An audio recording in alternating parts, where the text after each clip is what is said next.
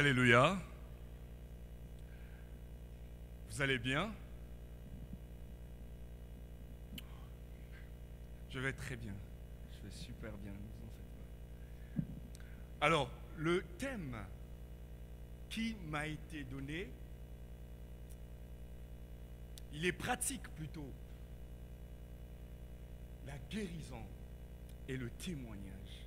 Alléluia. Il n'a pas l'air théorique, en fait. Parce que la guérison, c'est quelque chose qui se vit. Alléluia. Qu'est-ce que j'aimerais que nous vivions, la guérison, que nous l'expérimentions. Alléluia. Avant que vous ne sortiez. Et je prie afin que ces moments soient des moments où chacun va expérimenter la grâce de Dieu. Vous savez, il y a une parole que le Seigneur Jésus-Christ disait. Il dit, son royaume ne consiste pas en paroles seulement, mais en puissance. Alléluia. Et il nous faut saisir cette parole. Il nous faut saisir ces vérités. Amen. J'aimerais que, pendant que nous serons en train de parler, appelez votre conscience à tout ce qui va se dire. Mais j'invite quand même votre abandon à la foi, parce que rien ne peut se faire sans la foi. Alléluia. Lorsque le Seigneur nous parle de la foi ou de la grâce qui coule et qui est en train de couler depuis les moments d'adoration, il nous demande d'accueillir cette grâce-là par la foi. Il y a un exercice à faire. Il y a un bras à tendre, une main à tendre. C'est la foi. J'aimerais, avant de commencer, c'est bon, vous m'entendez? Sinon je vais crier. Ézéchiel 18. Ézéchiel 18, le verset 1. Je vais le lire dans ma version. Dans ma version, le second, vous savez, c'est la version traditionnelle. Ah, d'accord. Merci d'avoir compatir à mes souffrances. Ézéchiel.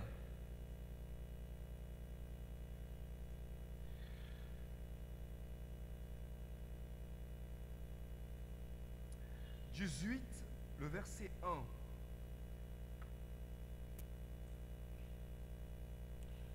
Alors, je prends le verset 2. Vous voyez, le Seigneur est en train de s'indigner. Il ne comprend rien de ce qui se passe. Mais il s'adresse aux enfants d'Israël. Il s'adresse aux enfants d'Israël. Alléluia. Et qui sont ces enfants d'Israël?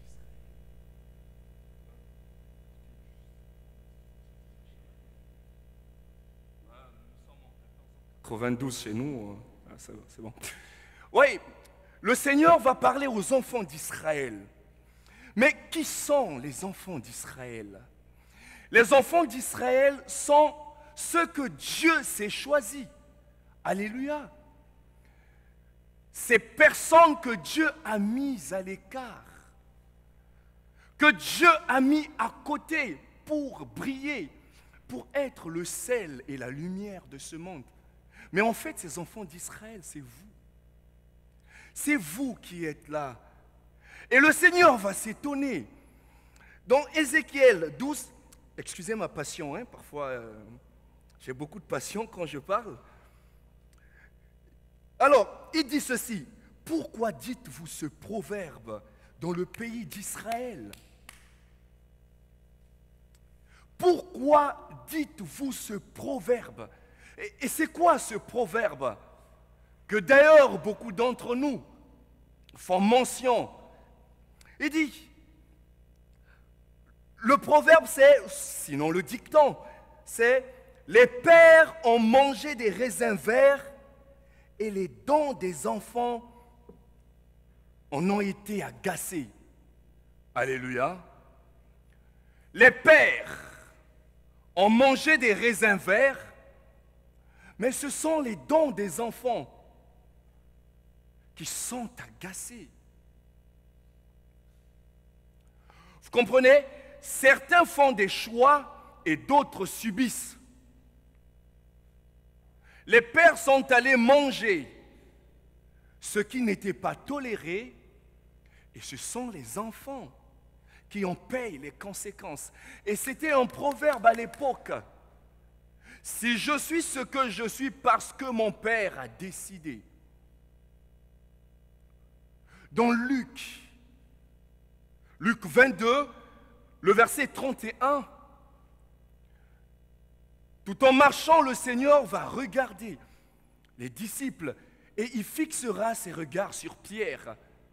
Il dit, Pierre, Pierre, le diable t'a réclamé. Combien d'entre nous sont en train d'être réclamés? Combien d'entre nous sont en train de payer les choix des parents? Alléluia. Restant dans un contexte africain, les réclamations sont des réalités. Vous êtes né dans une famille qui a été vendue, on va dire.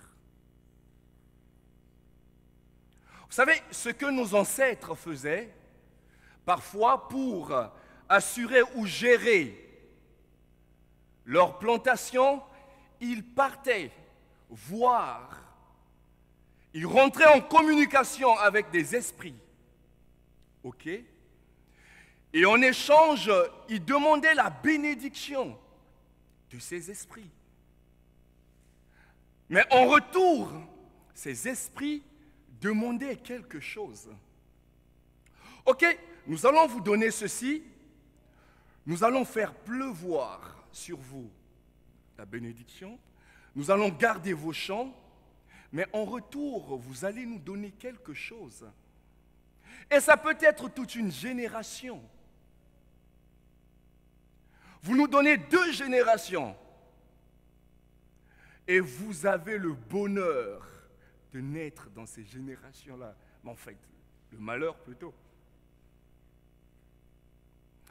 Écoutez, ce qui avait été dit se fera tant qu'il n'y a pas une action salvatrice, une action du Christ.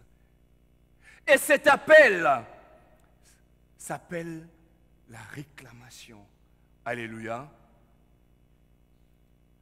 Ces esprits vont demander. Tu nous avais été consacrés. Et généralement, les réclamations arrivent quand quelqu'un se tourne vers Dieu. Les esprits vont se lever. Mais dans le contrat, il n'avait pas été dit que tu serais parti chez Dieu, que tu te retournerais contre nous. Pierre, le Seigneur Jésus regarde Pierre et dit, Pierre, Pierre, écoutez, le diable vous a réclamé. Mais à l'instant, Pierre ne voyait rien. Mais le Seigneur Jésus dit, le diable vous a réclamé et j'ai prié pour toi. Il vous a réclamé et moi je prie pour toi. Afin que lorsque tu auras été délivré, que tu pries en retour pour les autres.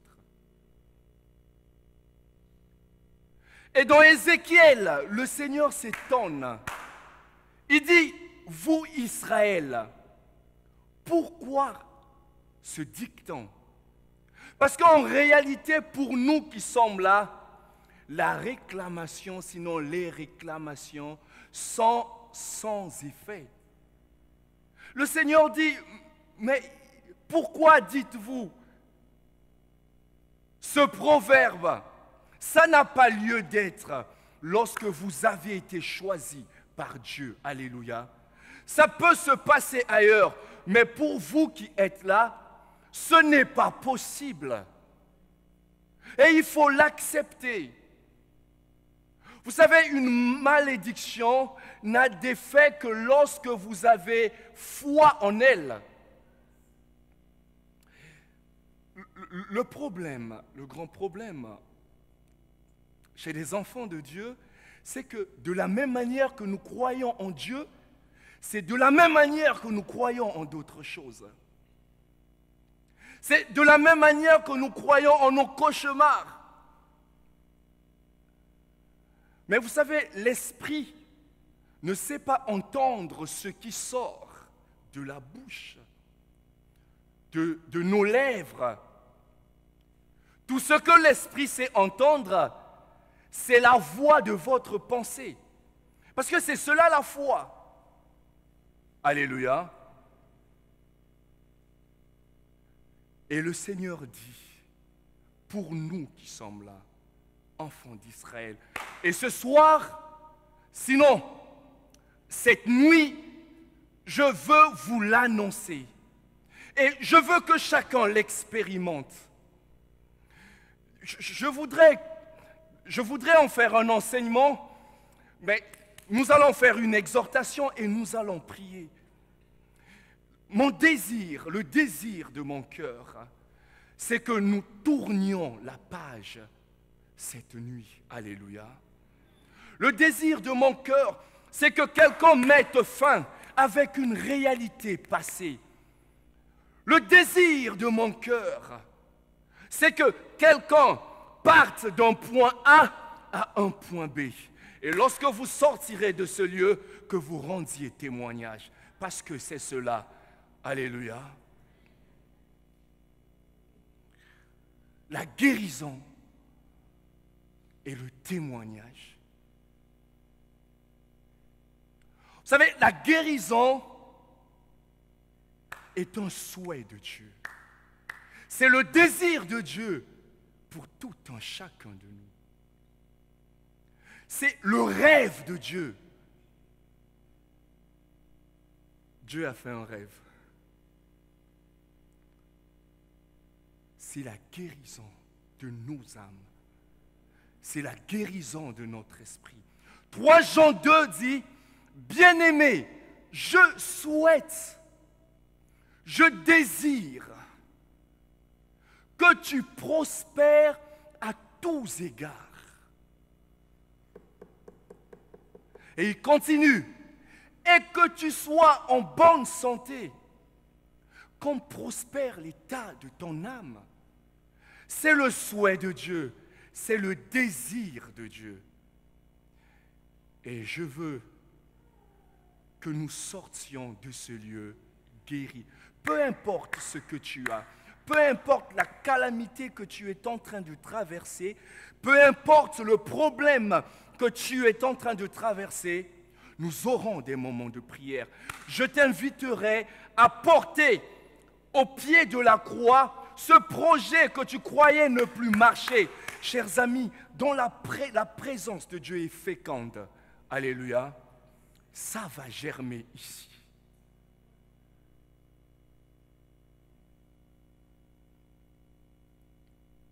J'aimerais que nous lisions Genèse 1. Quelqu'un dit les pentecôtistes là. On commence par des longues introductions et puis on se rend compte qu'il y a... Bref. Genèse 1, le verset 2. J'ai intitulé mon exhortation, je ne l'ai pas voulu, enseignement ou prédication.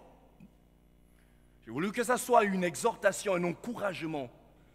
Et je vais nous donner des outils.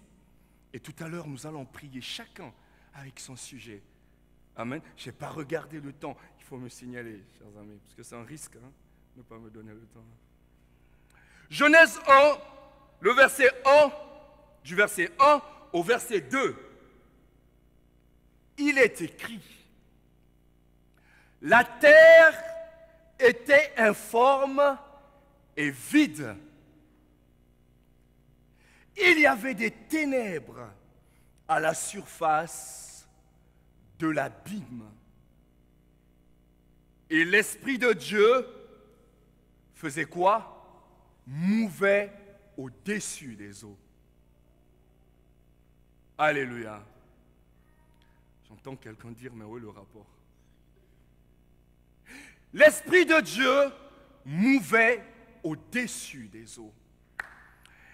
Et si vous voulez, j'ai donné à mon exhortation un petit thème. Les ténèbres ne régneront pas toujours. Il y a une limite aux ténèbres. Alléluia.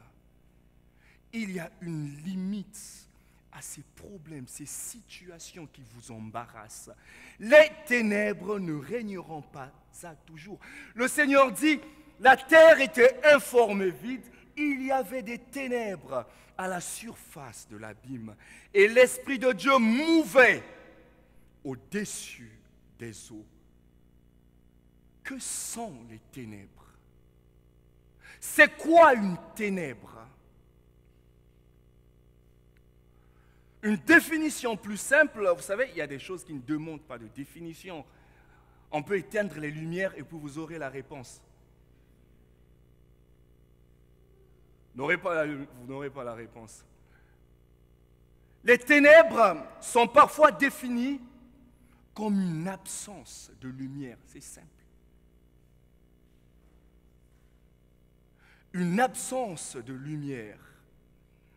Les ténèbres peuvent aussi être définies comme une absence de visibilité. Vous savez, quand il fait noir, je suis allé faire une retraite spirituelle à 120 km de Meknes. J'étais au milieu de la brousse et tout ça. Vous savez, j'étais dans les conditions de David, quand on pouvait écrire un psaume. Et ce détail m'avait échappé, en fait. Et quand il faisait nuit, mais vous ne voyez rien. Rien, absolument rien. Il n'y avait pas d'électricité. Et j'étais dans une petite maison comme ça. Et la nuit, tu ne vois rien à 2 mètres. Et donc, les ténèbres prennent cette définition-là. C'est l'absence de visibilité. Les ténèbres sont encore une absence de clairvoyance. Dans les ténèbres, on ne peut pas voir ce qu'il y a devant. On ne peut pas voir, vous savez, des ténèbres nourries. On ne peut rien voir. Mais tout à l'heure, sinon à l'instant, nous allons parler des ténèbres spirituelles qui nous enveloppent parfois, qui nous empêchent d'aller loin. Vous savez, les ténèbres, l'obscurité ou encore la nuit, c'est la période où, généralement, les gens au mauvais cœur choisissent pour faire du mal aux gens. Le diable s'appelle le roi des ténèbres. Il agit dans la nuit parce que tu ne le vois pas. Alléluia. C'est le maître des ténèbres. La Bible dit, c'est Paul qui le disait, car c'est honteux ce qu'ils font en secret, les insensés. Généralement, tout le mal se passe la nuit. Les braquages, c'est en pleine nuit. Hein? Quelqu'un ne rentrera pas pour venir et tout ça. On verra son visage. Lorsque le diable décide de toucher votre vie, il ne le fait pas en pleine lumière. Il vous appelle dans les ténèbres. Alléluia. Il vous éloigne de la lumière. Tout à l'heure, on a parlé de la frustration. Il vous crée un problème qui vous fait tirer une décision qui vous éloigne de l'intercession, de, je sais pas, le groupe musical. Et petit à petit, il vous attire. Parce qu'il ne peut pas agir dans la lumière. Vous savez, lorsqu'un aigle veut tuer sa proie, vous savez ce qu'il fait? Il prend la proie et il l'emporte avec elle dans les airs. Parce que c'est son espace.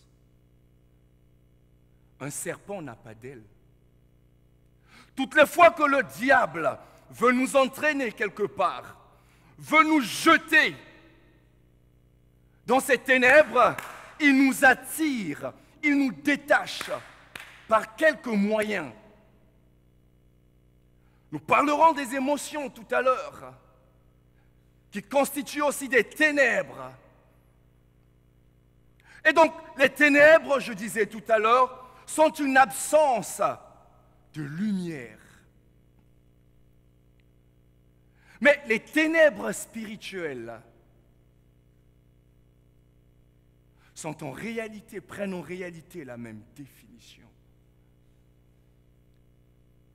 C'est une absence de lumière, de visibilité.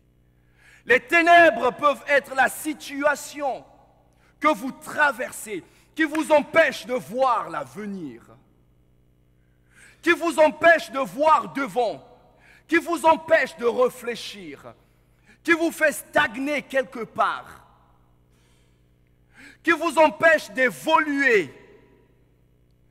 Les ténèbres peuvent être cette situation qui vous fait baisser la tête, qui vous rend solitaire, qui vous détache de quelque chose. Les ténèbres peuvent être une maladie qui t'isole, qui te fait penser à beaucoup de choses, une situation émotionnelle. Les ténèbres peuvent être cette situation qui bloque ton avenir, qui t'empêche de voir le bout du tunnel. Et j'aimerais que nous les dissipions tout à l'heure dans la prière. Alléluia. J'aimerais nous donner 8 caractères, sinon 6 caractères, qui caractérisent les ténèbres.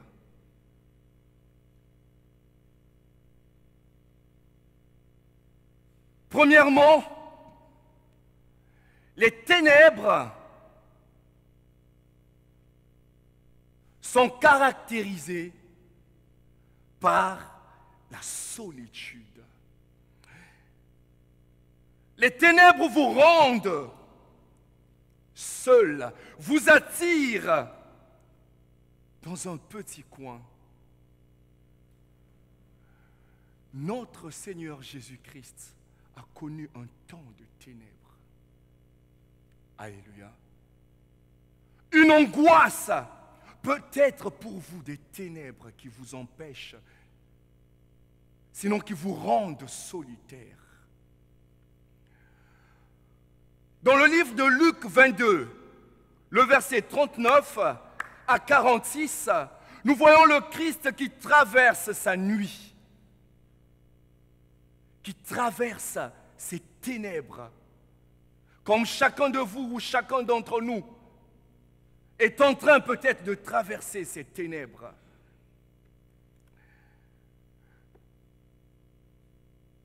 Dans Luc 22,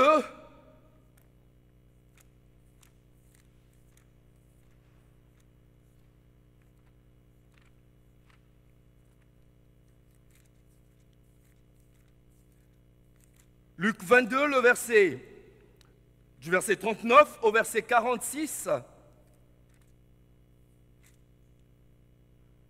nous voyons le Christ dans une impasse. Il ne comprend rien. Les ténèbres mouvaient sur lui. Le verset 39, la Bible dit, je lis dans une autre version qui est peut-être différente de la vôtre, la Tob. Il sortit et se rendit comme d'habitude au mont des Oliviers. C'est-à-dire, il y allait chaque fois. Les monts des Oliviers, c'était un lieu où le Christ allait pour prier par habitude. Il partait quand il avait un problème, il montait au mont des Oliviers pour s'adresser à Dieu. Et les disciples le suivirent. Arrivé sur place, il leur dit, priez pour ne pas tomber au pouvoir de la tentation. Le Seigneur Jésus-Christ sent son heure arriver. Il sait que l'heure est en train d'arriver. Et là, il va monter avec les disciples. Mais tout d'un coup, il est saisi par les ténèbres. Alléluia. Vous savez, les ténèbres, la situation que vous vivez, la calamité que vous vivez, a le pouvoir de désorienter votre manière de réfléchir, votre manière de penser. Et là, le Christ va au mont des Oliviers parce qu'il ressentait un vide en lui. Peut-être que vous allez rester dans Luc, je vais prendre Matthieu 26. Je trouve que Matthieu 26, Matthieu le relate bien, et étape par étape, du verset 36 au verset 46, 10 versets, il dit, pendant le repas, 36, alors Jésus arriva avec eux à un domaine appelé Gethsémane, c'est le lieu des oliviers, le mont des oliviers. Il dit aux disciples, restez ici. Il est en train de dire aux disciples, ils sont 12.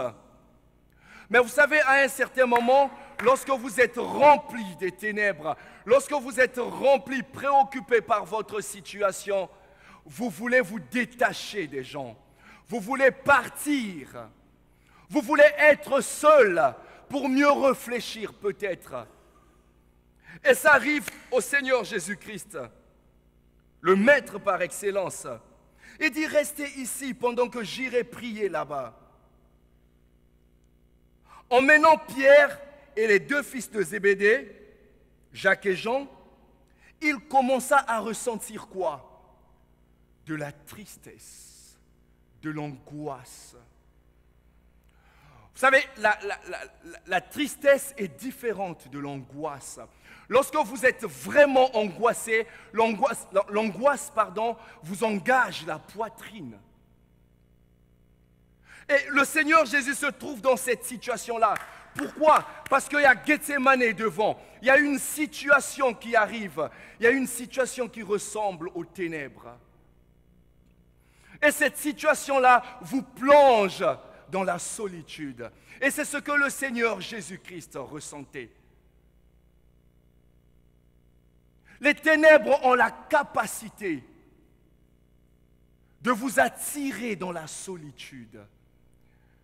Le Seigneur Jésus-Christ va avec les disciples. Il va avec Pierre et Jean. Il leur dit, mon âme est triste. Alors il dit la chose, mon âme est triste à en mourir. Demeurez ici et veillez avec moi. Il est en train il se dissocie avec un groupe de 12. Il se dissocie avec un groupe de 3. Il est rongé par la solitude qui est accouchée par ces ténèbres. Les ténèbres ont la capacité de vous retirer de vos commissions, de vous prendre dans ce que vous faites. Et le dimanche, je disais à mes paroissiens, c'est une manigance du diable que parfois de vous dire, retirez-vous, arrêtez ce que vous êtes en train de faire, prenez du temps pour vous-même. Mais en fait, il vous éloigne afin d'accomplir ses desseins.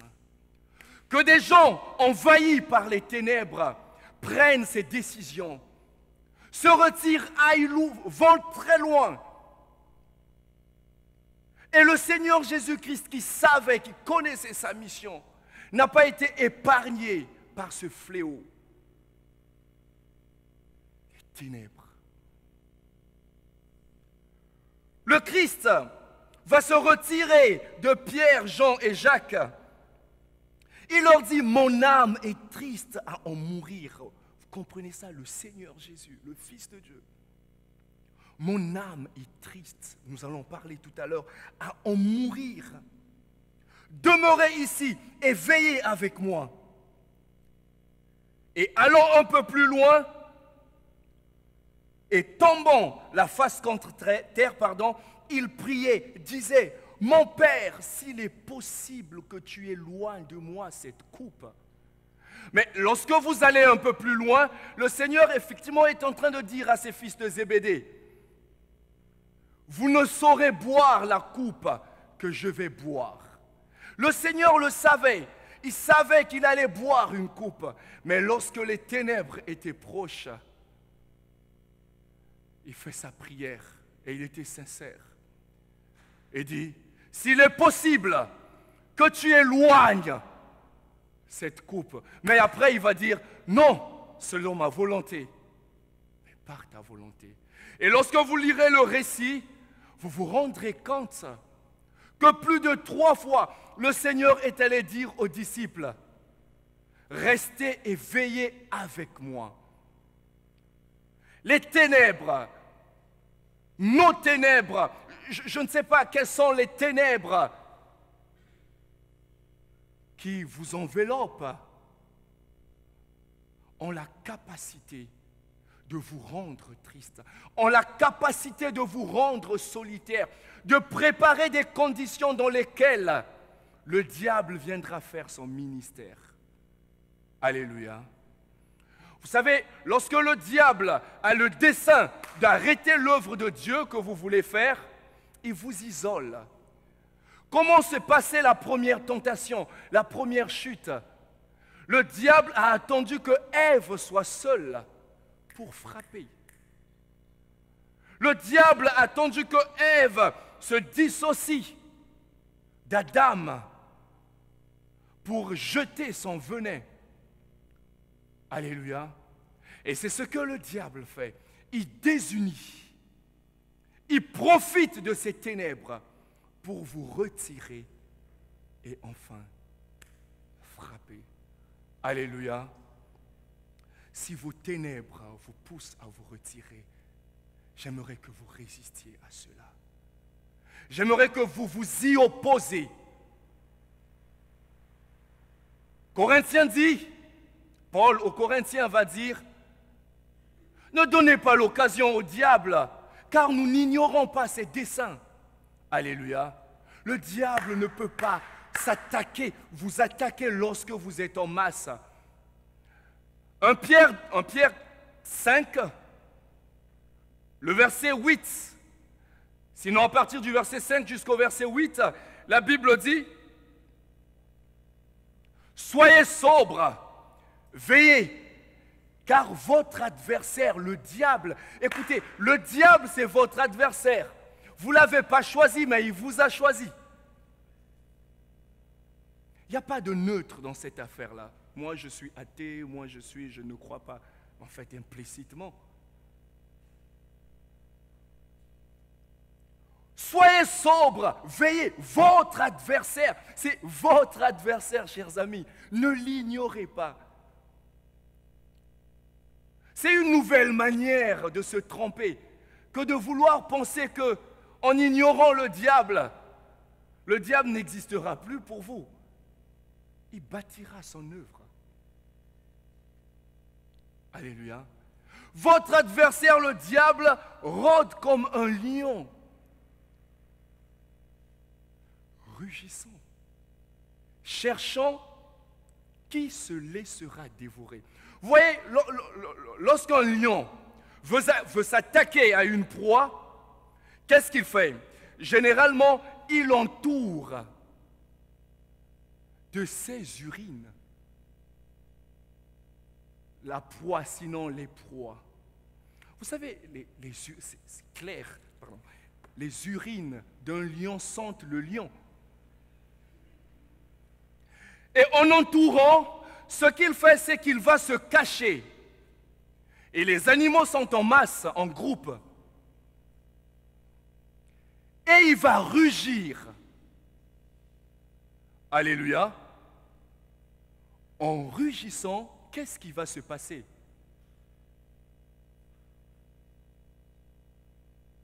qu'est-ce qui peut se passer? La panique. Les proies vont paniquer. Et c'est dans la panique qu'il agit. Alléluia. Le diable pêche à l'eau troublée. C'est quand vous êtes paniqué qu'il arrive. Votre adversaire, le diable, rôde comme un lion rugissant, cherchant qui se laissera, qui se mettra dans les conditions d'être attrapé. Parce que les conditions, nous les créons nous-mêmes. Lorsque nous nous éloignons, lorsque nous partons, enfin, je m'éloigne de l'objectif, c'est ça? Excusez-moi, je bouge un peu trop. Et il crée ces conditions-là, afin que vous y tombez. Amen. Les ténèbres ont cette caractéristique, vous isoler.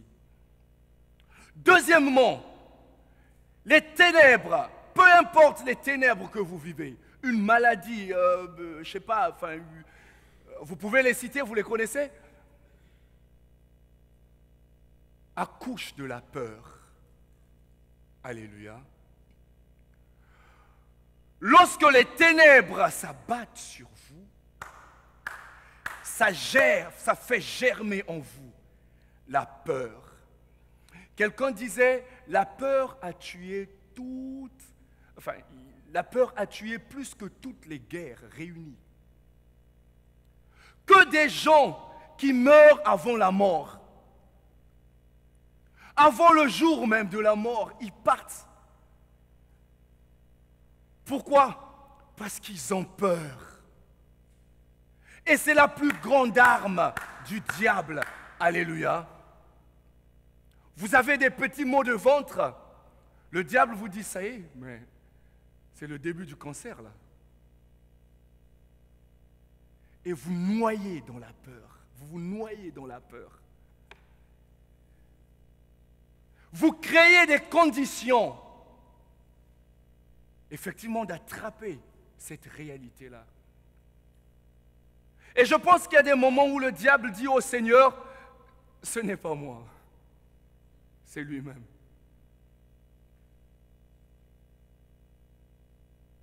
Le diable, par les ténèbres, par ses ombres, peut vous faire penser à l'inimaginable.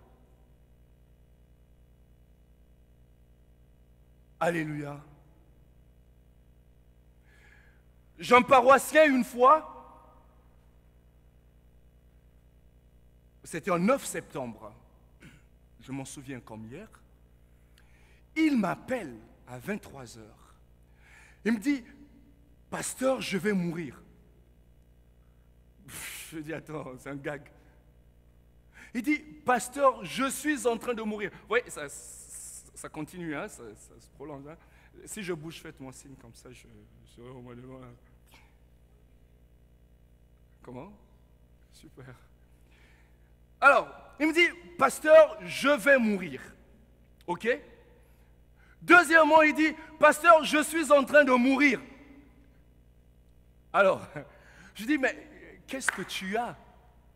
Il dit, mais on m'a dit que je vais mourir à 3 heures du matin. Nous sommes le 9 septembre. Alors, nous étions le 8, puisqu'il était 23 heures. Je lui dis, oh, ok, tu vas mourir, d'accord. Alors, qu'est-ce qu'on va faire? Je prends la Bible, j'ouvre, vous voyez, enfin une litanie et tout ça. Voilà ce que Dieu a dit, il n'était pas dedans. Parce que lui, c'était 3 heures. Il va mourir à 3 heures. Il dit, mais c'est pas possible que tu meurs, tu vois l'amour de Dieu. Vous voyez, en réalité, lorsque la peur a visité votre cerveau, il le remplit. Il n'y a plus de place pour la foi. Parce que le contraire de la foi dans la Bible n'est pas le doute, c'est la peur. Alléluia. Toutes les fois que vous avez peur, dites-vous que votre foi est en train de prendre un coup. Et c'est une réalité. Il n'avait plus de place pour la foi. Il n'avait plus de place pour l'espérance. Tout ce qui comptait pour lui, c'est qu'il va mourir. Je dis, ok, écoute, je ne peux pas me déplacer, je ne suis pas venu chez toi. Alors, ce que je vais faire, c'est que tu vas venir chez moi. Il dit, je ne peux pas, maintenant si on m'écrasait et tout ça, vous voyez l'imagination, vous voyez tout ce que le diable est en train de faire. Et ce n'est même pas le diable, c'est lui, il est l'artisan de sa propre peur. Il construit, il se crée des images, vous voyez, c'est comme des gens qui travaillent à Hollywood. Il met des scènes. Il dit, je ne peux pas sortir, peut-être en sortant, une voiture va me percuter, je ne peux pas faire ceci. Je dis, mais tiens, mais... Bon, mais je ne pouvais pas m'opposer à ce qu'il disait. Je dis, ok, bas la terre, comme on le dit. Je vais rester au téléphone avec toi jusqu'à 3 heures du matin. J'ai pris le téléphone, je suis resté avec lui au téléphone. Il était là, il ne pouvait rien dire parce que lui, il attend sa mort, comprenez. Je suis resté, on discutait et tout ça, bon, mais je comprenais que son cerveau était rempli, donc il n'y avait plus de place pour l'humour. Et là, je suis resté, je parlais par respect, il me répondait, sinon c'était plus son affaire. On est arrivé à 2 heures du matin, je pouvais entendre sa respiration, quoi. Je dis, écoute, tu ne vas pas mourir. Il dit, mais pasteur, je sens que ma respiration est en train de partir. Je dis, mais non, mais attends. Tu ne vas pas mourir. Nous allons... Je dis, j'ai donné tous mes arguments, je n'en pouvais plus. Je suis resté un moment, je dis, écoute, tu vas rester là, je vais rester là. Et puis on va se regarder, pas WhatsApp, vidéo. On se regarde.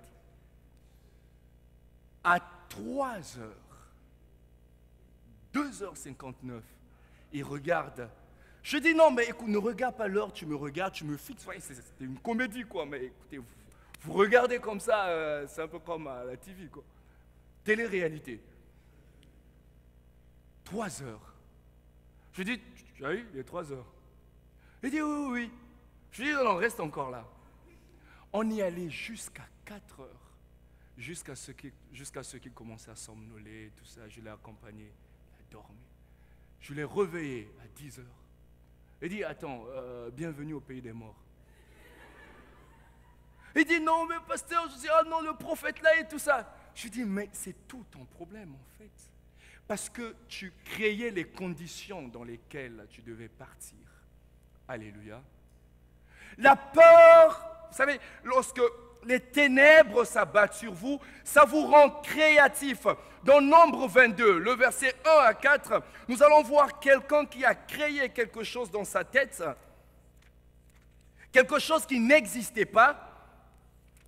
Dans Nombre 22, je commence à partir du verset 1. On dit, les fils d'Israël repartirent. Nombre 22, hein? Les fils d'Israël repartirent. Ils campèrent dans la plaine de Moab. Et Moab avait un roi, ok? Au-delà du Jourdain, à la hauteur de Jéricho. Balak, fils de Sippor, vit. Chers amis, la peur engage nos sens. On voit avec quoi? On voit avec les yeux. La peur vous fera montrer ce que vous seul voyez. J'étais encore petit, pas très petit, hein. Je vais avoir, je sais pas, 8 ans, 7 ans par là. Généralement, je travaillais avec papa. Mon père, il écrivait beaucoup et tout. Et puis, à 22 heures, on entend des voisines crier. Elles criaient, mais des cris stridents. Ah, nous allons mourir. Vous voyez comment ça se passe chez nous, hein, tout ça. Papa se lève, enfin, je suis papa derrière, mais écoutez, je suis protégé vers lui. Et on arrive, les filles nous disent, il y a un serpent sous le lit. Et tout ça, et papa prend toutes ses précautions, et il regarde et tout ça. Et il prend un petit bâton, il touche. Il se rend compte, mais non, c'est pas un serpent, c'est une mèche. Vous savez, la peur a la capacité de créer ce que jamais vous n'avez vu. Des circonstances, alléluia, qui peuvent vous conduire à votre propre échec. On dit, Balak vit avec ses yeux. Alors, on dit quoi? Tout ce qu'Israël avait fait aux Amorites. Parce que lorsque les enfants d'Israël traversaient le désert, ils frappaient. Les Amalécites, les Jébusiens, tout ce monde-là. Et donc, Moab, le roi de Moab, des Moabites, je veux dire, autant pour moi, se rend compte que les enfants d'Israël sont arrivés chez lui. Écoutez, Moab fut comment? Très inquiet. Qu'est-ce qui inquiète Moab? Est-ce que les enfants d'Israël sont venus pour attaquer les Moabites? Rien. Mais, ici, les Écritures disent, mais les Moab fut très inquiet en voyant ce peuple si nombreux. Moab fut pris, dans ma version il dit, Moab fut pris de panique à la vue des fils d'Israël. Alléluia. Ayant entendu ce que les gars avaient fait, parce qu'ils avaient massacré les Amalécites, ils se sont dit certainement ça, la même chose va se reproduire chez nous. Combien d'entre nous avons cette manière de penser lorsque nous sommes devant nos ténèbres? On m'a dit qu'un tel aussi a souffert de cette maladie. Et ça conduit là. Vous savez, on est comme, le dit Proverbe, comme une brebis, hein, un bœuf qu'on conduit à la boucherie. Nous y allons de nous-mêmes. Nous allons nous offrir sans le savoir. Moab, pris de panique, il craignait ce qui ne venait pas chez lui que des gens qui attirent des scandales, que des gens qui attirent, excusez-moi de parler, des esprits. Ils ne venaient pas chez toi. Ils passaient peut-être, mais par ta manière de faire, par ta peur, mais parce que tu as cru en cela. Mais ça viendra s'installer. Alléluia. Et je disais tout à l'heure, ce que l'esprit, notre esprit, ne sait pas comprendre ce que nous disons. L'esprit ne sait comprendre que ce que nous pensons. Je dis au nom de Jésus, mais j'ai peur au fond de moi. Mais ce qui va se réaliser, c'est ce qui se passe à l'intérieur. Ce n'est pas ce qui se passe à l'extérieur. La communication, c'est pour nous. Ce n'est pas avec ce qui est à l'intérieur. Alléluia. On se creuse nos propres fosses. Alors, il dit, il fut pris de panique à la vue des fils d'Israël. Et il dit aux anciens de Madjan, écoutez, c'est un verdict. Il va dire, cette multitude va maintenant tout brouter. Regardez même le verbe. Ils vont nous brouter. Mais est-ce que c'est ce que les enfants d'Israël disent? Non. Les enfants d'Israël sont en train de partir, ils ont un objectif, c'est la terre promise. Je commence à voir des mots de tête, je pense au céphalée. Ah vraiment, je pense que c'est ça. Mais c'est vraiment ça. On raconte l'histoire d'un monsieur qui un jour rentre vite chez lui, il entre dans la maison, il voit sa femme, il dit, je pense que c'est fini, ma vie vraiment ça va s'arrêter là, mais parce que je pense que je suis cardiaque, mon cœur. La femme dit, attends, dis-moi, qu'est-ce qui s'est passé? Il dit, mais je n'en peux plus, j'ai mal au cœur, mais c'est... La femme va paniquer. Ben, effectivement, la femme va appeler son ami. Son ami arrive, il dit, mais qu'est-ce qui ne va pas et tout ça. C'est où la droite? C'est ici. Et il dit, j'ai mal au cœur. Le gars dit, tu as mal où ça? J'ai mal au cœur. Il dit, tu as vraiment mal au cœur? Il dit, oui, mais je pense que c'est fini, mon corps est en train de battre, je vais mourir, ça fait mal. Le gars dit, ok, est-ce que tu as vraiment mal au cœur? Oui. C'est là où tu es en train de te dire, oui, c'est vraiment ici. Ça me fait mal, je pense que je n'ai jamais souffert autant. Le gars dit, mais est-ce que tu es sûr que c'est là où... Il dit, oui, c'est ça, c'est ici et tout ça. Mais après, le gars lui dit, écoute un moment, écoute-moi un moment. Tu sais, le cœur se trouve à gauche. Il dit, ah! Ouais, le mec qui transpirait commençait à se marrer, quoi. Que des conditions de peur que nous créons. Que des conditions de mort, excusez-moi le terme, que nous créons.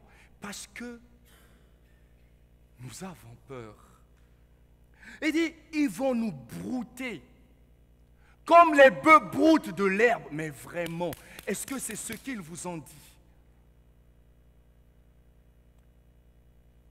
La peur.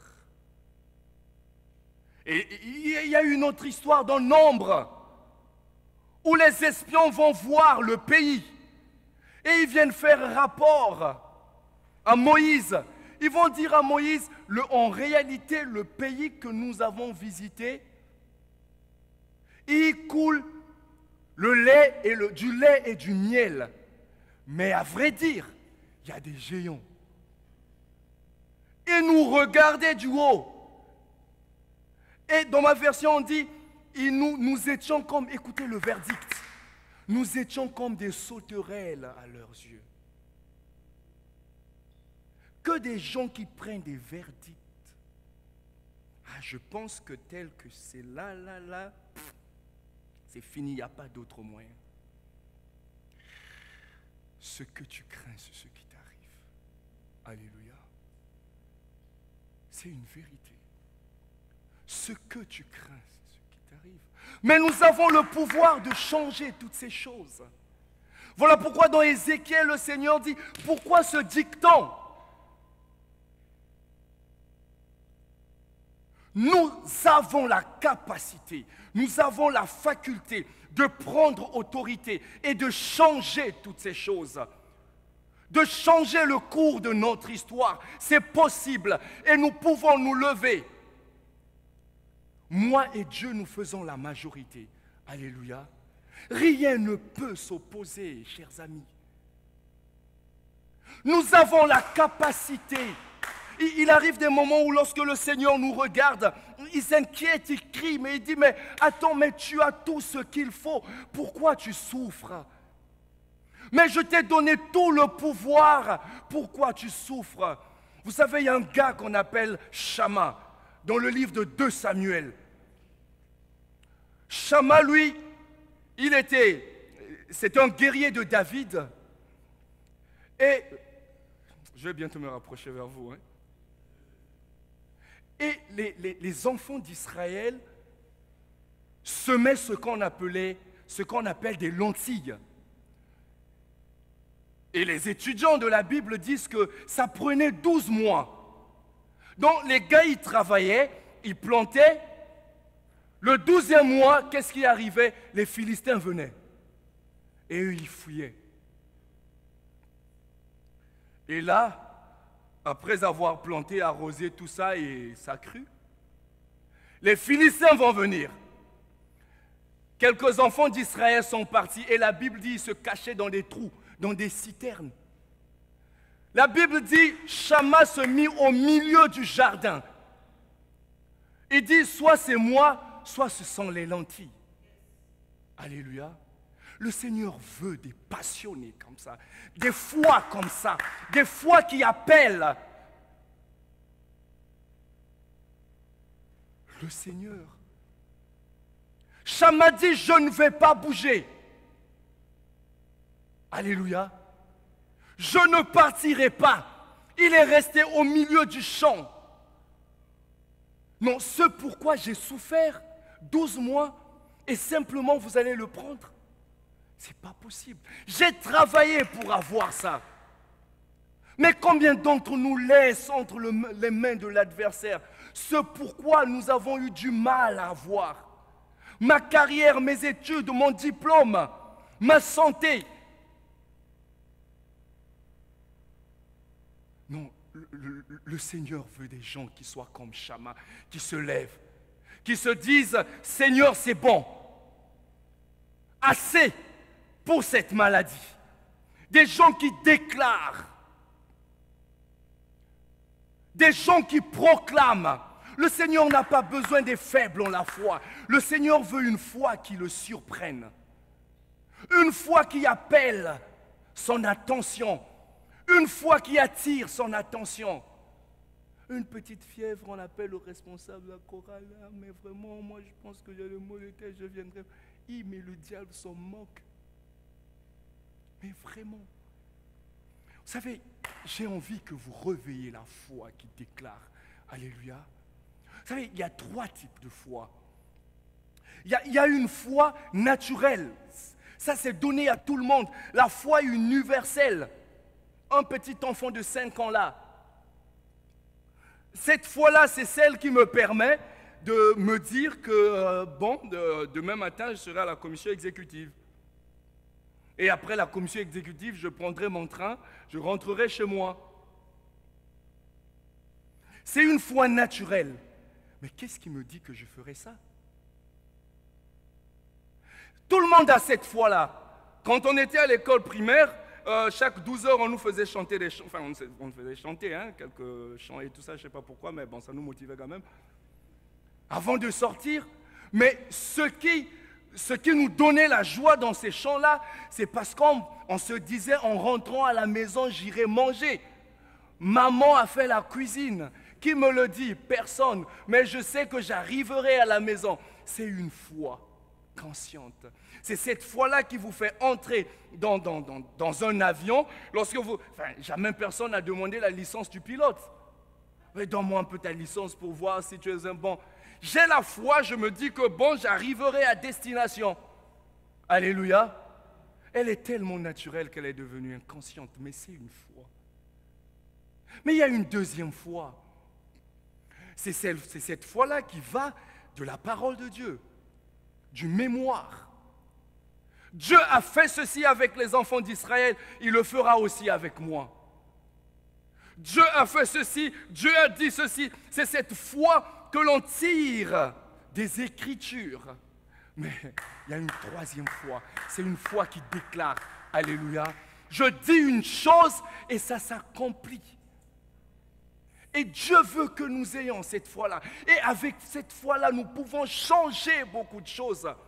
Oh, Dieu veut des gens qui s'engagent, des gens qui décident, qui proclament sur leur vie, des prophètes de leur vie. Seigneur, je veux ceci, je veux et ça marchera. C'est possible, chers amis. Le Seigneur nous a donné toutes ces choses. Mais où est-ce que nous les mettons? Pourquoi chaque fois nous venons pleurnicher, pardon, excusez-moi le terme. Mais c'est une réalité. Utilisons cette foi-là. Ça marche encore jusqu'à aujourd'hui. Une dame appelait le pasteur à 3 heures du matin. Pasteur, j'ai mon fils qui a fait de la fièvre, je pense que c'est fini. Le pasteur dit, mais est-ce que tu ne peux pas aller à l'hôpital? Il dit, le temps que je prenne le taxi, ça sera mort. Pasteur, prie pour mon fils. Le pasteur dit, écoute, la dame dit, pasteur, je t'envoie une voiture qui viendra te prendre pour que tu viennes. Le pasteur dit, mais non, le temps que je vienne chez toi, ça sera déjà cuit. Et le pasteur prie. Le pasteur dit, écoute, tu as ce qu'il faut. Tu peux prier. Et il dit, mais pasteur, c'est pas possible, les nous autres. Vous voyez, ces choses-là, les nous autres. Je ne peux pas, pasteur, c'est que des gens qui pensent que le Seigneur, vous savez, nous en avons discuté même tout à l'heure, il y a ce qu'on appelle le sacerdoce universel. On est tous prêtres, prophètes et rois. Alléluia. Le nom de Jésus nous a été donné par procuration. Vous prenez ce n'est pas à cause de vous, mais c'est à cause de ce nom-là que nous faisons quelque chose, que nous changeons une situation. Une procuration, lorsqu'on te la donne, comme Néhémie pour repartir en Israël, les gens ne regardaient pas sa tranche. Ils regardaient ce qui était écrit là. Et le nom de Jésus, nous l'avons comme procuration. Mais pourquoi nous ne voulons pas l'utiliser? Le pasteur dit, vas-y, prie. Et cette dame-là continue la conversation. Le pasteur a dû être dur, il a arrêté le téléphone. Et la dame était devant un fait accompli. Elle a prié, tout ça, et le pasteur est resté intercédé, finalement. 2 heures après, le téléphone sonne. 2 choses, soit l'enfant est parti, soit ça réussit. Le pasteur prend le téléphone et dit, allô pasteur, ça marche. Le pasteur dit, oui, ça a toujours marché. Alléluia. Pourquoi à un certain moment, nous n'utilisons pas ce potentiel que nous avons? Pourquoi à un certain moment, nous reculons dans la peur? La peur touche 2 choses. La raison. Vous savez, lorsque votre raison est atteinte et affectée par vos émotions, vos jugements sont falsifiés. Vous voyez autre chose. Il arrivait des moments, nous, quand on dormait, très tard, on a arrêté la lumière. Vous voyez, il y a un sac qui est là, mais toi, tu vois autre chose. Mais pourtant, ce que tu vois là, c'est vrai, c'est ce que les yeux te montrent. Mais c'est autre chose parce que la peur a rempli. On m'a dit ceci. Mais écoutez, il y a une différence entre la réalité et la vérité. Alléluia. Avec la foi, nous avons la capacité de nier la réalité et de croire en la vérité. Tu es ceci, c'est faux. Mais c'est vrai, ce que je vois là, c'est ça. Mais je refuse. Vous savez, la foi qui déclare rend irresponsable parfois. Vous savez, on te trouve irresponsable. On dit, mais tu ne peux pas faire ça. Mais parce que tu as la foi, tu dis que ça va se faire. Alléluia.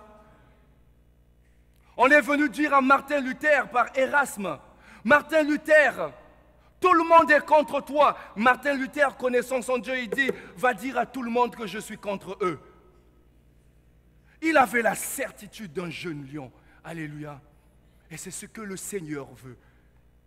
Oh, je veux susciter votre foi. Je veux qu'on se présente devant Dieu avec cette foi. Je veux qu'on se présente devant Dieu avec cette dernière énergie de foi. Que nous disions au Seigneur, Père, ça doit changer. Je ne dois pas sortir de ce lieu comme j'y suis rentré. Ce n'est pas possible. Ceux qui sont autour doivent voir la marque de Dieu sur ton front parce qu'ils savent le voir vite et bien. Alléluia. Et c'est cela, c'est un défi à prendre. J'ai envie que nous le fassions. J'ai envie que quelqu'un se déchaîne. C'est possible.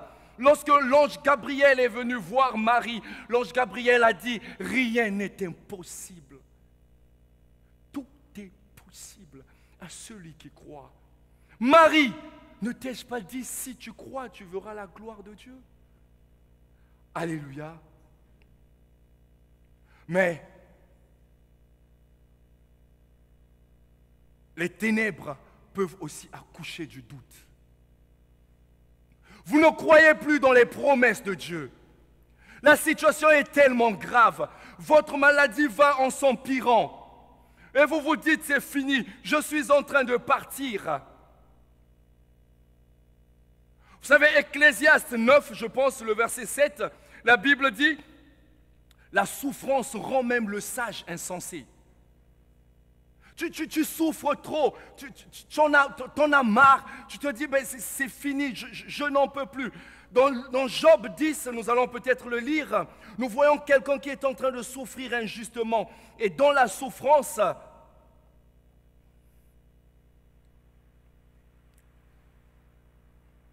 Job,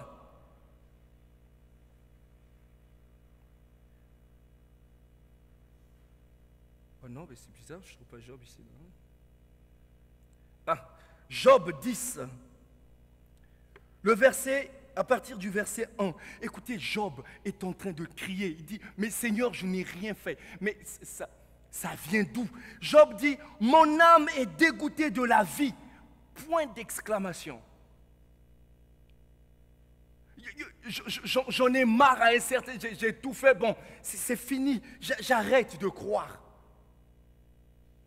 Que des gens, à un certain moment, parce que vous êtes tellement remplis, parce que les ténèbres se sont éprises de vous, à un certain moment, on lâche.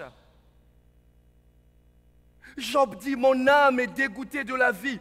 Je donnerai cours à ma plainte. Je parlerai dans l'amertume de mon âme.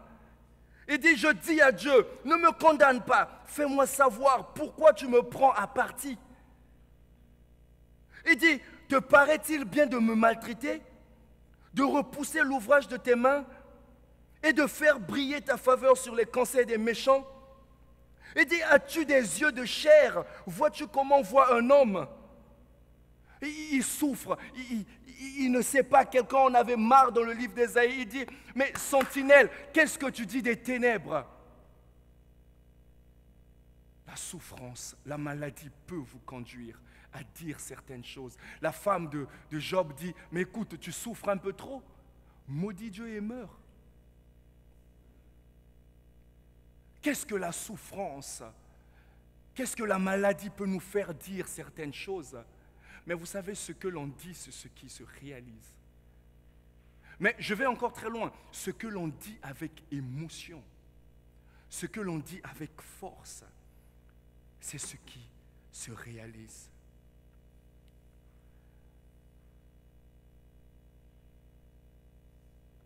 Mais j'aimerais aussi dire que les ténèbres, en réalité, ne sont qu'une saison. Alléluia. Elles ne sont jamais là indéfiniment. C'est une étape. C'est une période. Quoi que ça nous fasse mal, les ténèbres sont une période, sont un moment, sont un instant. Dans le livre de Genèse, nous avons lu, Dieu créa les cieux et la terre, c'est le verset 1. Il dit, la terre était informe et vide. Il y avait des ténèbres à la surface de la terre. Et l'Esprit de Dieu mouvait au-dessus des eaux. Et après, Dieu va commencer à créer le jour. Alléluia. Il dit, la Bible dit, enfin, je paraphrase, il dit que la lumière soit, et la lumière fut. Et qu'est-ce qui suit après? Le Seigneur ne va pas effacer les ténèbres. Il va séparer les ténèbres et la lumière. Alléluia. Ça veut dire que les ténèbres ont quelque chose à apporter. C'est un objectif.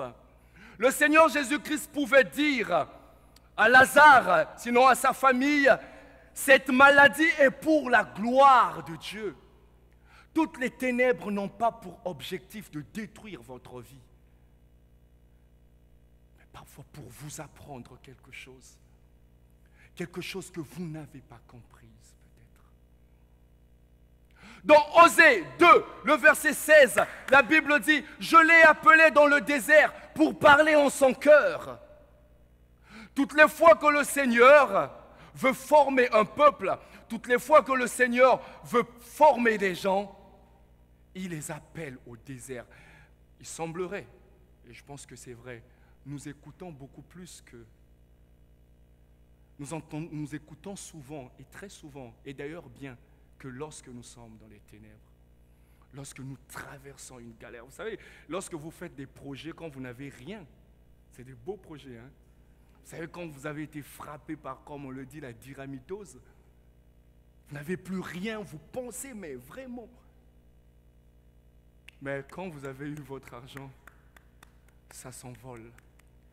Parce que le Seigneur voulait former un peuple, il les a conduits dans le désert. Alléluia. Les ténèbres n'ont pas toujours pour vocation de détruire notre vie. Voilà pourquoi le Seigneur, en séparant, en créant le jour, il ne va pas effacer les ténèbres. Ça a un objectif, ça a un rôle, ça a un but, mais c'est une saison. Alléluia. Ça va passer et le jour reviendra. Les ténèbres ne resteront pas toujours là. Les ténèbres ne resteront pas toujours devant toi, ne resteront pas toujours devant toi.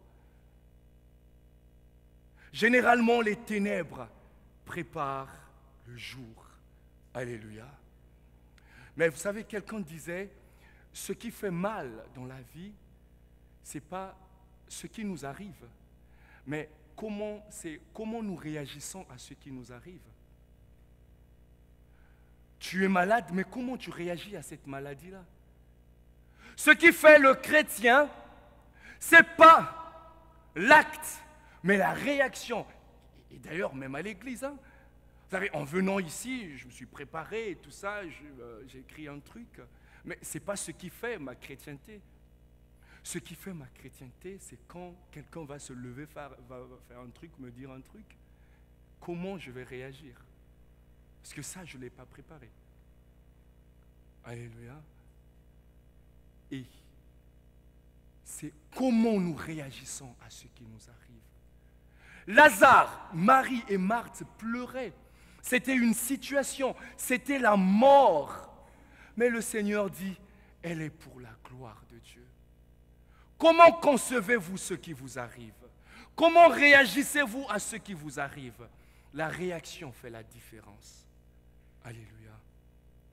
Et parfois le Seigneur, en le faisant, il veut créer quelque chose. Il veut nous emmener à quelque chose. Il nous fait, vous savez, la révélation de Dieu. Lorsque Dieu se manifeste dans nos épreuves, nous avons une visibilité de Dieu que jamais nous n'avions eue auparavant.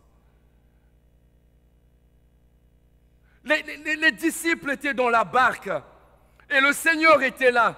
Pour les disciples, ils mouraient. Ils étaient en train de mourir. Ils vont dire au Seigneur, ne vois-tu pas que nous sommes en train de périr? Et dans ma version, la version Louis II, on dit, je pense, nous périssons. Mais ils n'avaient pas compris le message du Seigneur. Le Seigneur se reposait. Et ce que le Seigneur voulait dire, faites comme moi. Alléluia. Reposez-vous. Ça va passer. C'est une saison. Ça va passer.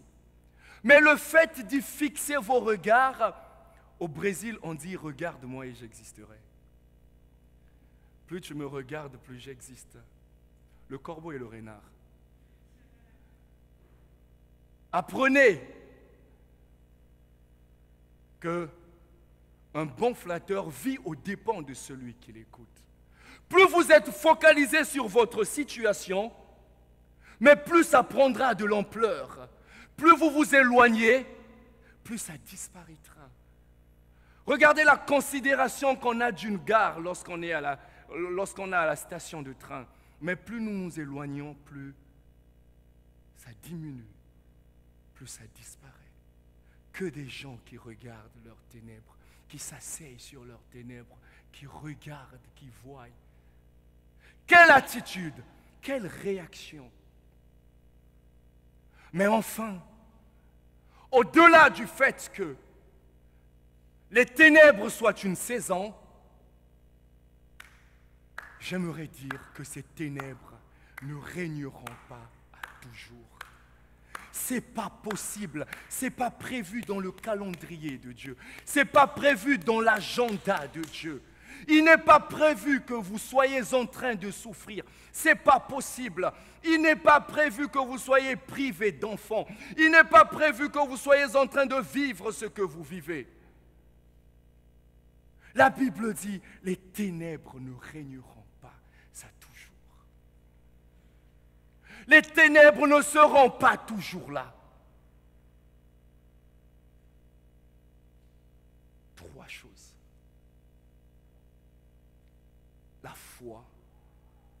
Devant ces ténèbres que nous avons, Le Seigneur veut que nous allumons la foi. Alléluia. Le Seigneur veut que nous réagissions avec la foi. Le Seigneur veut que nous prenions position, que nous nous levions de là où nous sommes. Et j'aimerais que nous le fassions, peut-être tout à l'heure. Quel est ton problème? Quelles sont tes ténèbres? Le Seigneur dit que ça ne régnera pas à toujours. Ça ne sera pas toujours là. Qu'est-ce qui t'opprime? Qu'est-ce qui te fait baisser la tête? Qu'est-ce qui t'éloigne de Dieu? Qu'est-ce qui te fait honte? Qu'est-ce qui te gêne? J'aimerais que nous apportions cela devant le Seigneur. Nous allons prier. Je vais peut-être m'arrêter là. J'aimerais que nous prions avec foi. J'aimerais que quelqu'un révolutionne sa foi, que quelqu'un croie comme jamais il n'a cru. Alléluia. Que quelqu'un dise, Seigneur, j'en ai assez maintenant. Je veux que ça change ce soir. Je veux que ça change cette nuit. Que quelqu'un aille se présenter devant Dieu. Seigneur, je suis venu avec telle situation. Je veux que ça reste là. Il y a 2 semaines, quelqu'un vient me voir. Au culte, c'était une dame. Quand elle venait... Oh, désolé, je te donne un boulot, mais bon, c'est pas grave.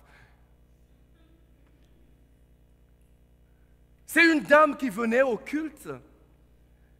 Et quelques minutes après la bénédiction finale, elle disparaissait.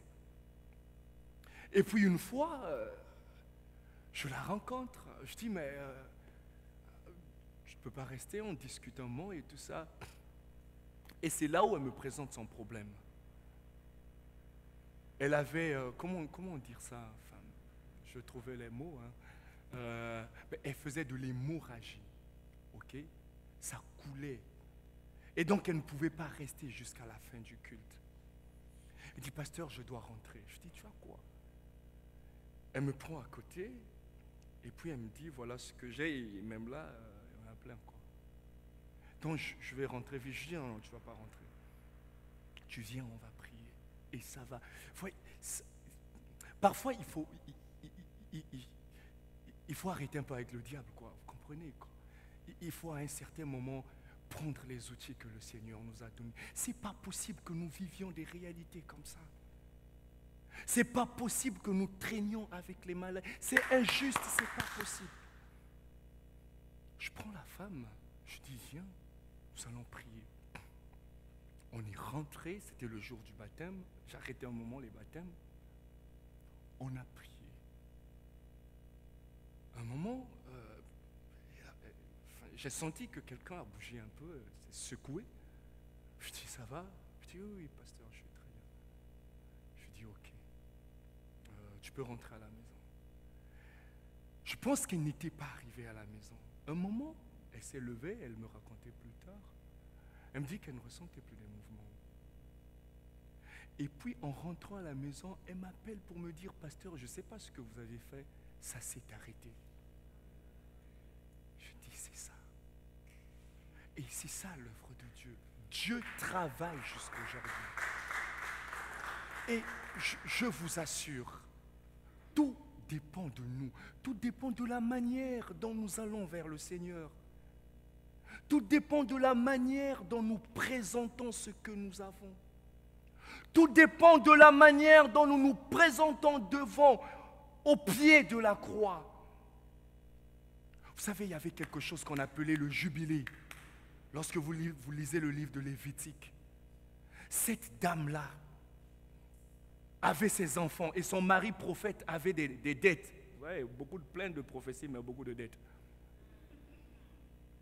Et après, en ce temps-là, quand vous avez des dettes, on vient chez vous, parce que vous ne pouvez pas payer, on prend vos enfants, on les réduit à la servitude. Le gars est venu, le créancier est venu prendre les enfants. Cette dame-là est allée voir Élisée. Il dit, Élisée, on est venu prendre mes enfants. Et généralement, le contrat, c'est quoi? Tu dois attendre 7 fois 7. dans 50 sabbats après, pour faire le jubilé. Et pendant le jubilé, donc 50 ans après, tu allais prendre tes enfants. Mais non. Cette dame-là dit, mes enfants sont en train de partir. Vous savez, il y a possibilité d'anticiper votre jubilé. Alléluia. Il y a un temps pour ça, mais je ne veux pas attendre le temps. Il y a possibilité d'appeler ce que vous devriez avoir 50 ans avant, maintenant. 50 ans après, autant pour moi. Il est possible de dire au Seigneur, Père, ce que tu as réservé dans 5 ans, je veux l'avoir maintenant. Chers amis, la puissance de la foi, c'est une réalité. C'est une puissance. Ce n'est pas une théorie. Et vous le pouvez, si vous le déclarez. Quelque chose peut se produire ici et maintenant. Quelque chose peut changer dans votre vie tout à l'heure. Ces ténèbres qui mouvaient autour de vous, au-dessus de vous, peuvent se dissiper. Ce mal que tu traînais. Ma fiancée est là. L'année, en 2017, je suis allé à l'hôpital. On m'a dit que je souffrais d'une fatigue. C'était pour la première fois que j'entends ça. Tu souffres de la fatigue. Et donc, vous savez, quand vous êtes vraiment fatigué, vous avez, je suis allé un peu plus loin, je suis allé voir un psychologue, et il a donné un nom à ce truc-là, où vous avez un mal à la main, et après vous tenez, c'est la tête et tout ça, mais vraiment embouteillage des mots, quoi. Et un jour, je me dis, c'est pas possible, je ne peux pas traîner ça avec moi. Il faut que ça s'arrête. Et ça va s'arrêter. J'ai décrété 3 jours de jeûne. Je suis resté à la maison. Je ne bouge pas. En priant, le dernier jour, 2 jours après, ça restait là. Et là, je me suis levé. La foi, c'est l'action. Je ne pouvais pas faire certains mouvements. Je me suis levé. J'ai crié. Et j'ai lancé un grand cri, je dis, il faut que ça s'arrête. Je suis sorti. Ça avait disparu. C'est possible. C'est pas ce que je vous raconte là, c'est pas une fiction. Il y a une distance entre ceux qui appliquent et c'est ce que je veux que nous fassions. Enfin, je ne sais pas comment je vais vous l'expliquer, mais c'est cela. Je veux que vous croyiez. Et je veux que tout ce que vous avez s'arrête là, parce que c'est possible que ça s'arrête là. Alléluia. J'ai vraiment pas envie que vous traîniez cela dehors. Pendant que nous allons prier, demandez à Dieu. Et j'ai la certitude, je suis ferme et je sais que ça se fera. Qu'est-ce que tu as? Qu'est-ce que tu veux? Qu'est-ce qui t'embarrasse? Prends ce sujet-là. Nous allons prier pour ça. Et nous allons demander à Dieu d'ouvrir les cieux. Chacun avec son sujet de prière. Nous allons demander à Dieu avec cette force-là. Je prie que vous laissez à côté, essayez si vous ne pouvez pas, mais essayez pour quelques minutes. Mettez à côté vos inquiétudes. Prenez, vous savez, lorsque vous allez à Dieu avec un petit récipient, il ne va vous servir que selon ce récipient-là. Apprenez à demander beaucoup, visez loin. Alléluia. Les moyens, c'est Dieu. C'est le problème de Dieu. Ne regardez pas comment ça va se faire, comment. Laissez ça à Dieu. Allez, demandez, Seigneur, je veux ceci. Et puis c'est bon. La manière dont les choses vont se faire, ce n'est pas votre problème.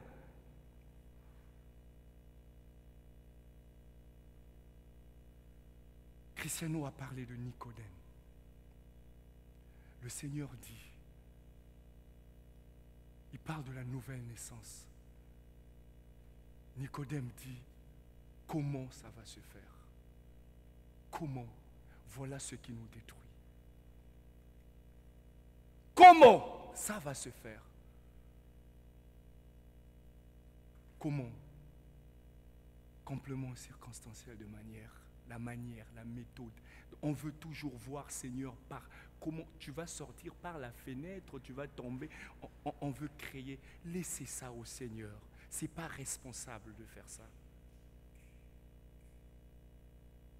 Armez-vous d'une foi violente, une foi qui déclare.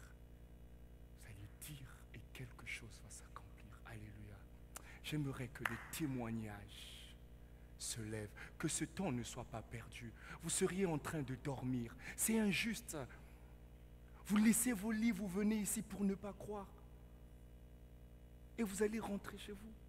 C'est trop gratuit. Non, mais j'aimerais que ce temps produise quelque chose.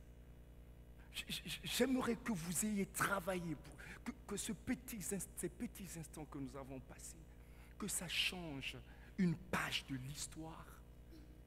Alléluia. Si vous le voulez avec moi, nous allons prier. Nous allons nous lever. Nous allons dire à tous ces problèmes-là qui nous accablent que c'est la dernière fois. Les Égyptiens que vous voyez, vous ne les verrez plus.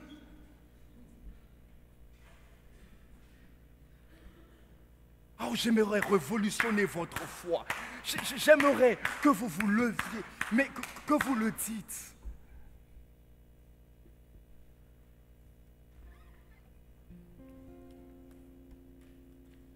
Seigneur, j'en ai assez. Ça suffit, Seigneur.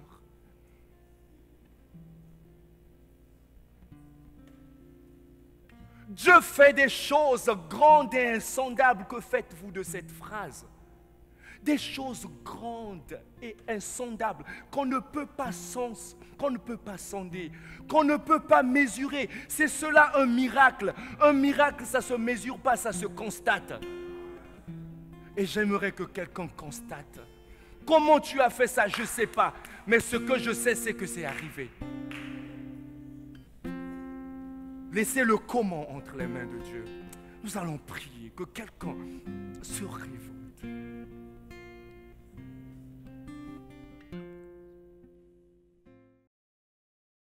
Calvin, let's go.